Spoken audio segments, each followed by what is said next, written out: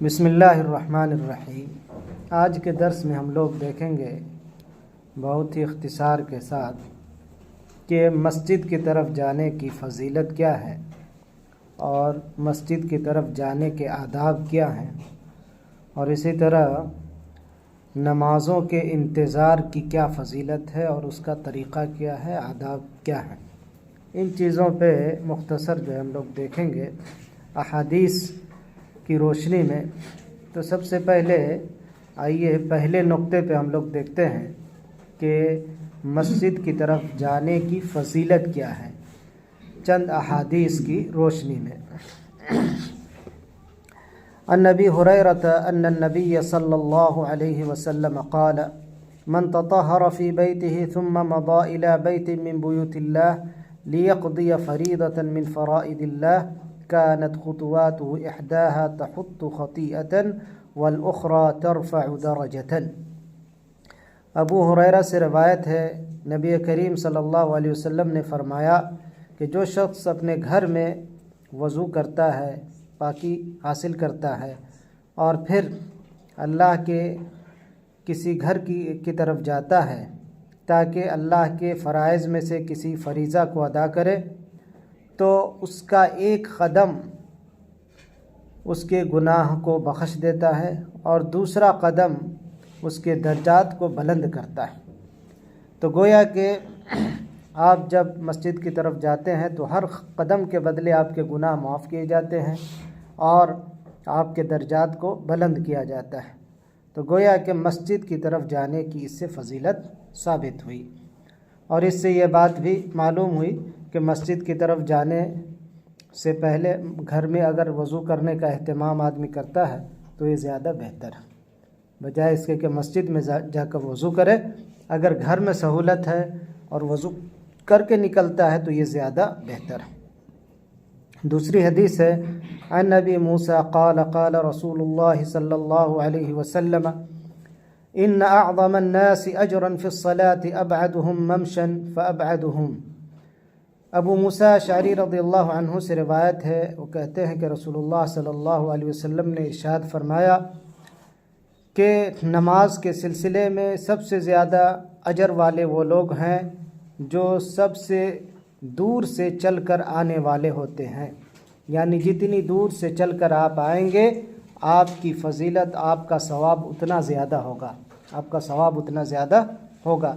گویا کہ مسجد کی طرف چل کر جانے کی اس میں فضیلت ثابت ہوتی ہے، اور جتنی دوری ہو اس کے باوجود آپ آتے ہیں تو آپ کی فضیلت بھی بڑھ جاتی ہے، ثواب بھی بڑھ جاتی ہے۔ اس سے دوسری چیز یہ بھی معلوم ہوتی ہے کہ مسجد کی طرف جانے کے لیے انسان کو جہاں تک ہو سکے پیدل جانا چاہیے، اگر ممکن ہو تو، بجائے سواری کے پیدل جائے۔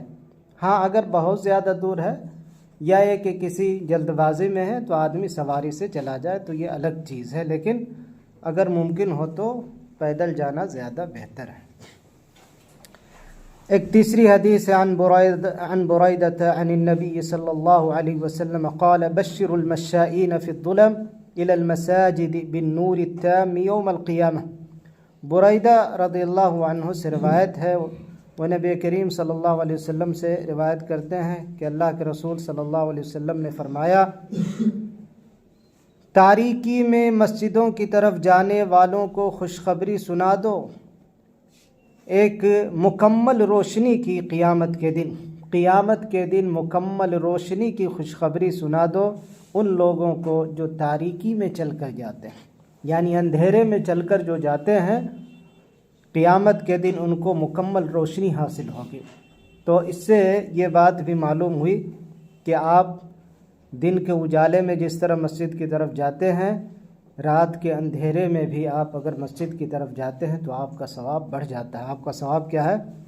بڑھ جاتا ہے کہ نہیں؟ گرچہ اندھیرے میں جانا مشقت ہے، لیکن اس کے باوجود اگر آپ جاتے ہیں تو آپ کا ثواب بھی بڑھے گا اسی کے حساب سے۔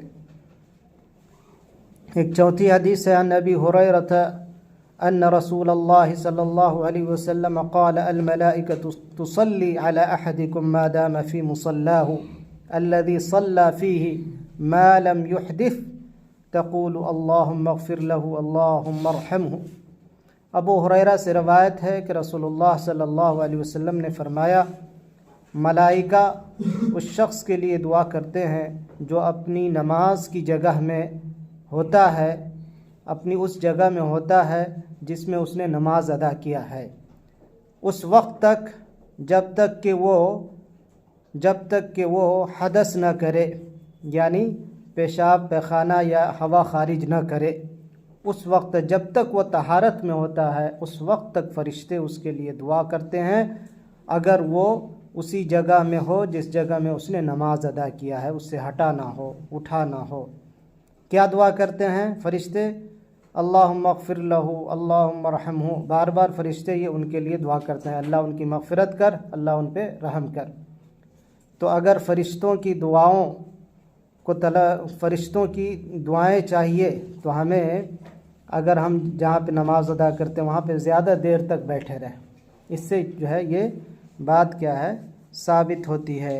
اس سے گویا کہ نماز کے انتظار کا ثواب بھی جو ہے معلوم ہوتا ہے۔ جب آپ ایک نماز پڑھ کے دوسرے نماز کا انتظار کرتے ہیں، مثلا نفل نماز آپ نے پڑھ لیا، وہیں پہ بیٹھے رہے اور فرض نماز کا بھی انتظار کر رہے ہیں تو اس کا ثواب ملے گا۔ اسی طرح اگر آپ فرض نماز پڑھ چکے ہیں اس کے بعد ذکر و اذکار میں بیٹھے ہوئے تو اس کا بھی ثواب ملے گا، اس کا بھی کیا ملے گا؟ ثواب ملے گا، اور فرشتے آپ کے لیے دعائیں کریں گے، فرشتے آپ کے لیے کیا کریں گے؟ دعائیں کریں گے۔ اب بعض آداب کا ذکر کیا جا رہا ہے کہ مسجد کی طرف ہمیں کیسے جانا چاہیے، حدیث کی روشنی میں دیکھتے ہیں۔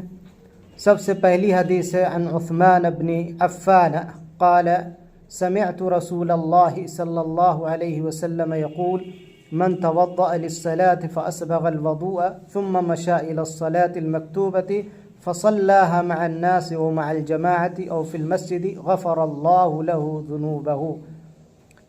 عثمان بن عفان رضی اللہ عنہ سے روایت ہے، وہ کہتے ہیں کہ میں نے رسول اللہ صلی اللہ علیہ وسلم کو فرماتے ہوئے سنا، جو شخص نماز کے لیے وضو کرتا ہے اور مکمل وضو کرتا ہے، پھر نماز کے لیے چلتا ہے، فرض نماز کے لیے، اور لوگوں کے ساتھ نماز ادا کرتا ہے باجماعت مسجد کے اندر، تو اللہ تبارک و تعالیٰ اس کے گناہ کو بخش دیتا ہے، اللہ تبارک و تعالیٰ اس کے گناہ کو بخش دیتا ہے، مغفرت فرماتا ہے۔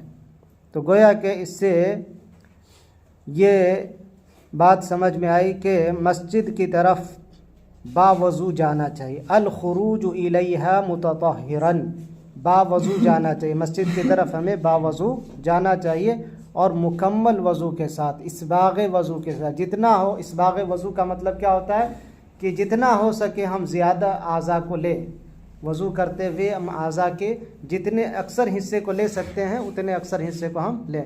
جیسے کہنی تک آپ نے دھو لیا، ٹھیک ہے، لیکن آپ اس سے آگے بھی تھوڑا بڑھا کے دھوئیں گے، اور مکمل طریقے سے جو وضو کا جو طریقہ ہے رگڑ رگڑ کے دھونا، اگر اس طرح کریں گے تو یہ اس باغ میں کیا ہے داخل ہے کہ کہیں پہ بھی کوئی سوکھا پن باقی نہ رہے۔ تو اسی لیے وضو کرتے ہوئے کیا ہے آپ کو ایسے ایسے کر کے رگڑ رگڑ کے دھونا چاہیے۔ تو اسباغ کے معنی اکمال کے ہیں، اکمال یعنی مکمل وضو کر کے بہترین طریقے سے باوضو ہو کر اگر آدمی جاتا ہے اور نماز ادا کرتا ہے باجماعت تو اللہ اس کی مغفرت کرتا ہے۔ تو پہلا ادب اس میں یہ سمجھ میں آیا، باوضو ہو کر جانا چاہیے۔ دوسری حدیث ہمارے سامنے ہے عن ابی ہریرہ رضی اللہ عنہ ان رسول اللہ صلی اللہ علیہ وسلم قال لو يعلم الناس ما في النداء والصف الأول ثم لم يجدوا إلا أن يستهموا عليه لاستهموا ولو يعلمون ما في التهجير لاستبقوا إليه۔ ابو ہریرہ رضی اللہ عنہ سے روایت ہے کہ رسول اللہ صلی اللہ علیہ وسلم نے فرمایا کہ اگر لوگ جان لیں کہ اذان کہنے میں اور پہلی صف میں کیا خیر و برکت ہے تو پھر وہ نہیں پائے کوئی چارہ مگر یہ کہ قرآن اندازی کریں، اس کے لیے تو قرآن اندازی کریں گے۔ یعنی کہ اگر لوگ جان لیں کہ اذان میں کیا فضیلت ہے، اذان کہنے میں کیا فضیلت ہے مؤذن کی، اور اسی طرح پہلی صف میں حاضر ہونے میں کیا فضیلت ہے، اگر اس کی خیر و برکت کو جان لیں گے تو لوگ ٹوٹ پڑیں گے، یہاں تک کہ نوبت یہ آئے گی کہ لوگ قرآن اندازی پہ مجبور ہوں گے، اور اگر اس چیز پہ مجبور ہوئے تو اس چیز کو بھی لوگ اختیار کرنے سے گریز نہیں کریں گے۔ یہ جو ہے حالت ہو سکتی ہے اگر صحیح طور پہ جان لے فضیلت تو کہہ رہے ہیں کہ اگر قرآن اندازی کرنا پڑے تو قرآن اندازی بھی کریں گے اگر ان کو خیر و برکت کا علم ہو جائے تو۔ وَلَوْ يَعْلَمُونَ مَا فِي التَّهْجِيرِ لَاسْتَبَقُوا إِلَيْهِ، اور اگر وہ لوگ جان لیں کہ ظہر کی نماز جلدی ادا کرنے میں کیا فضیلت ہے تو اس کے لیے ایک دوسرے سے سبقت لے جائیں گے، سبقت لے جانے کی کوشش کریں گے۔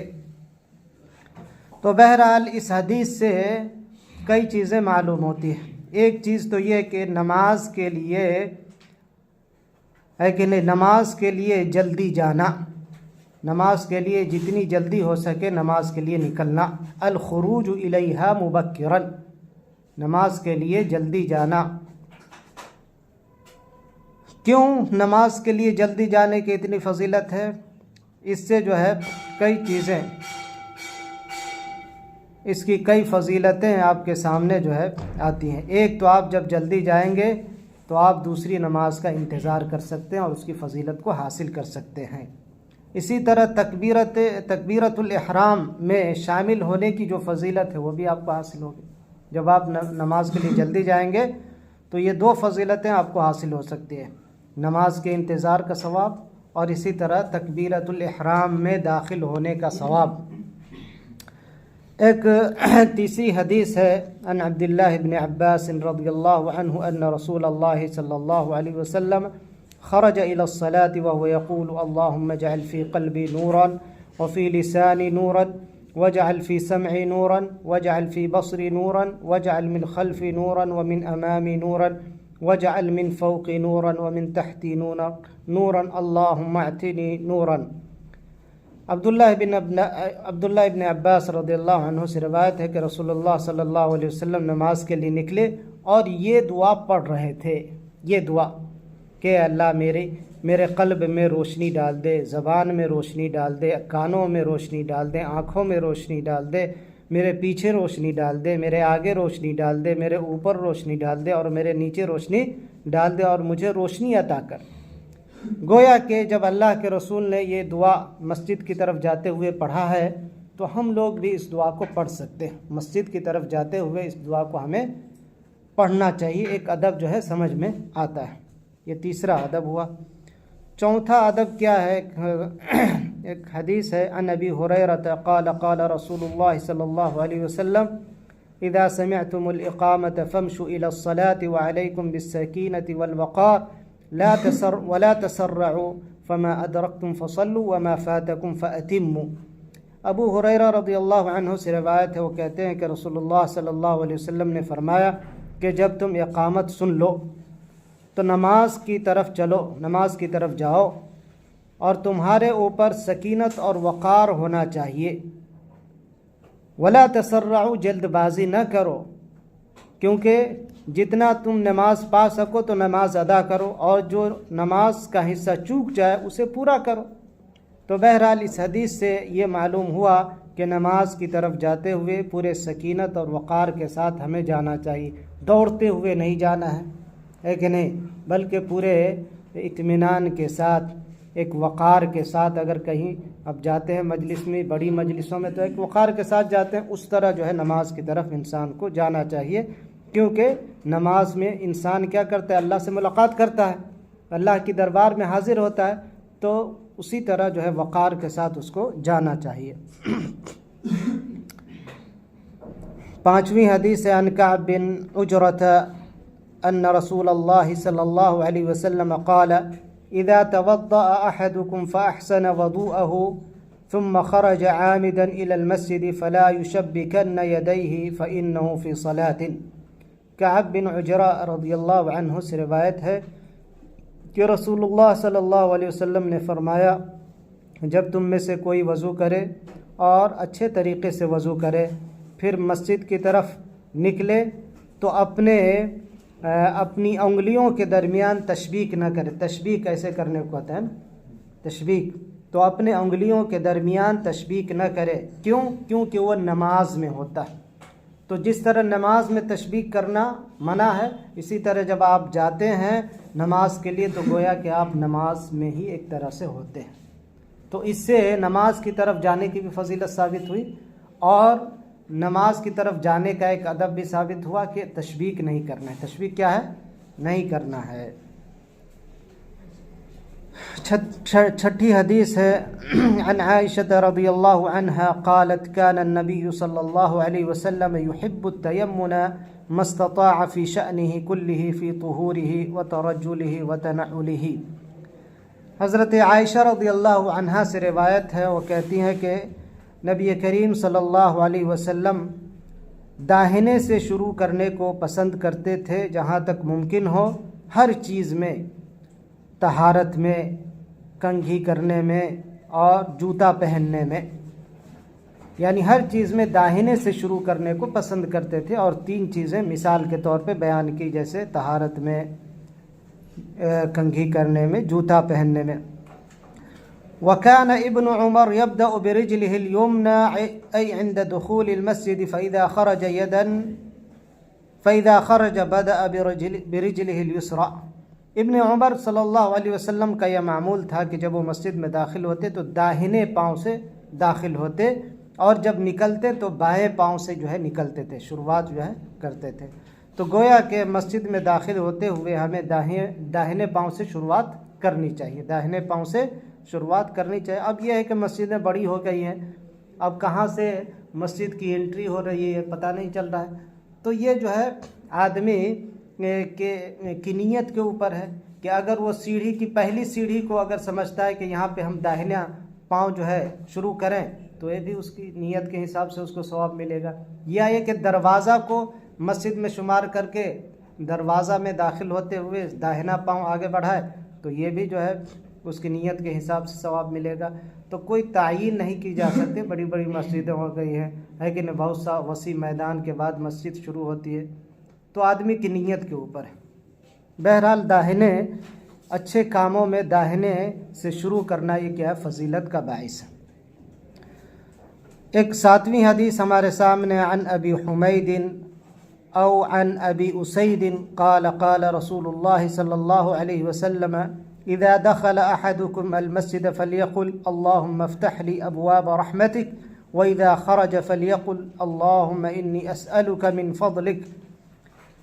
اس میں ابو حمید یہ کہ ابو اسید رضی اللہ عنہما سے یہ روایت ہے جس میں کہتے ہیں کہ اللہ کے رسول صلی اللہ علیہ وسلم نے فرمایا جب تم میں سے کوئی مسجد میں داخل ہو تو یہ دعا پڑھے اللہم افتح لی ابواب رحمتک، اے اللہ تو اپنی رحمت کا دروازہ میرے لیے کھول دے، اور جب نکلے تو یہ دعا پڑھے اللہم انی اسألک من فضلک، اے اللہ میں تیری فضیلت اور روزی روٹی کا طلبگار ہوں۔ فضل کے معنی کیا؟ روزی روٹی۔